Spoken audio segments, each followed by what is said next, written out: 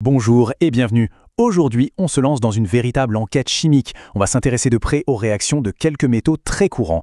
Allez, c'est parti, on plonge dans le vif du sujet.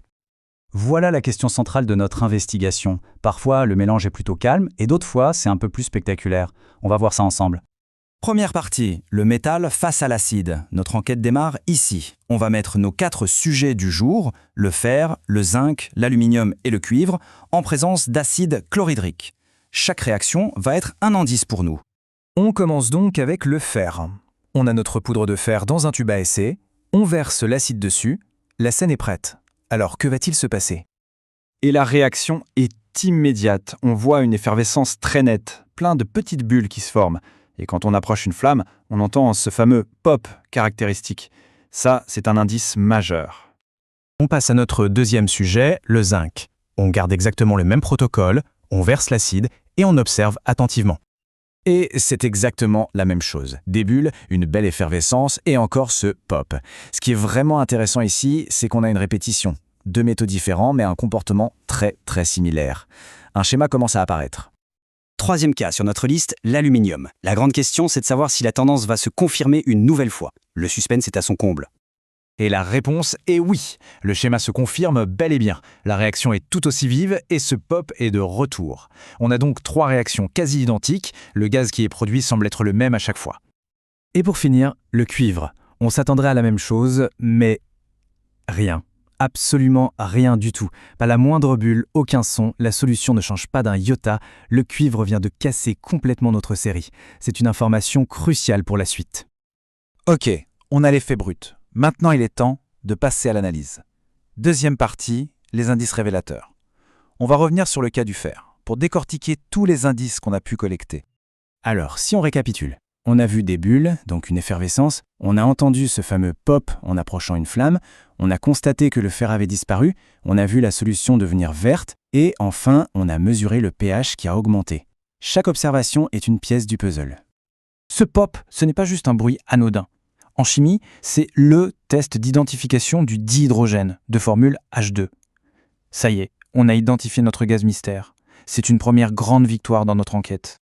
Et cette couleur verte alors? Pour comprendre, on fait 2 tests supplémentaires. Le premier, avec du nitrate d'argent, nous donne un précipité blanc. Ça, c'est la preuve qu'il y a des ions chlorure qui viennent de l'acide.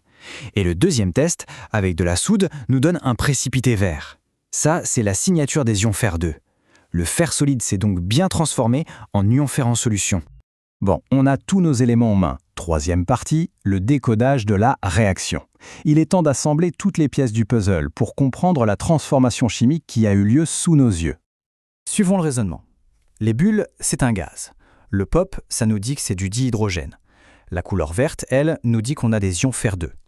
La conclusion logique de tout ça, c'est que le fer et l'acide ont été consommés pour former de toutes nouvelles substances.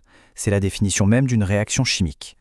Voilà donc le bilan de la réaction en toutes lettres. À gauche, on a nos réactifs, le fer et l'acide chlorhydrique, et à droite, ce qu'on obtient, les produits, le dihydrogène et le chlorure de fer2, c'est le résumé parfait de nos observations. Et avec cette équation, on voit encore mieux la chimie à l'œuvre. Elle nous montre les vrais acteurs de l'histoire. C'est le fer métallique et les ions hydrogène de l'acide qui réagissent ensemble pour former le gaz dihydrogène et les ions fer. Les ions chlorure, eux, sont présents du début à la fin sans être modifiés. C'est pour ça qu'on les appelle des ions spectateurs. Mais l'enquête n'est pas tout à fait terminée. Il y a un nouveau rebondissement. 4e partie, le test avec une base.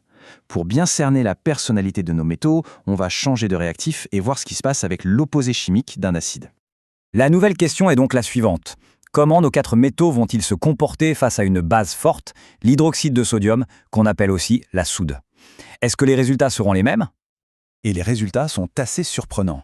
Le fer et le cuivre restent complètement inertes, comme avec le cuivre et l'acide. Mais cette fois, l'aluminium et le zinc, eux, réagissent. Cette capacité à réagir à la fois avec un acide et une base, c'est une propriété spéciale. On dit que ces métaux sont amphotères. Ce tableau, c'est le résumé parfait de notre enquête. On y voit très clairement les différents comportements. Le cuivre est très stable.